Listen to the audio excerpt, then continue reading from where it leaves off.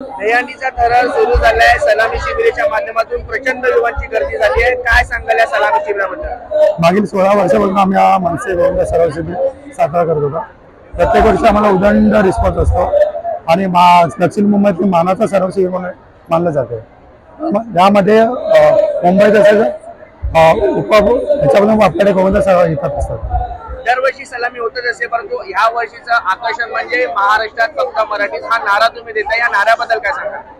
सन्माननीय राजसाहेब ठाकरे यांनी जो आवाज उचलला मराठी मुद्दाडी त्यांचा प्रतिसाद मिळावा म्हणून आमचा प्रामाणिक प्रयत्न आहे। युवा येतात मोठ्या प्रमाणावर, गर्दीचं नियोजन कसं आहे? आतापर्यंत किती पथके आलेत आणि मुळात हे कितवं सण आहे, हे कितवं वर्ष आहे तुमचं? आमचं हे 16वं वर्ष आहे। आमच्याकडे 110 पथकांची नोंदणी झालेली आहे। आता जवळजवळ 56 पथक चालू आहे। एक शेवटचा प्रश्न विचारतो। एकीकडे प्रो गोविंदाच्या माध्यमातून कुठेतरी कमर्शियलायझेशन किंवा बाजारीकरण होत आहे, एकीकडे संस्कृती जपली जाते, तुम्ही काय सांगाल? संस्कृती की बाजारीकरण? आम्ही सन्मान राजसाहेबांचे महाराष्ट्राने आहोत। आम्ही संस्कृती करून मराठी धर्म वाढवा आम्ही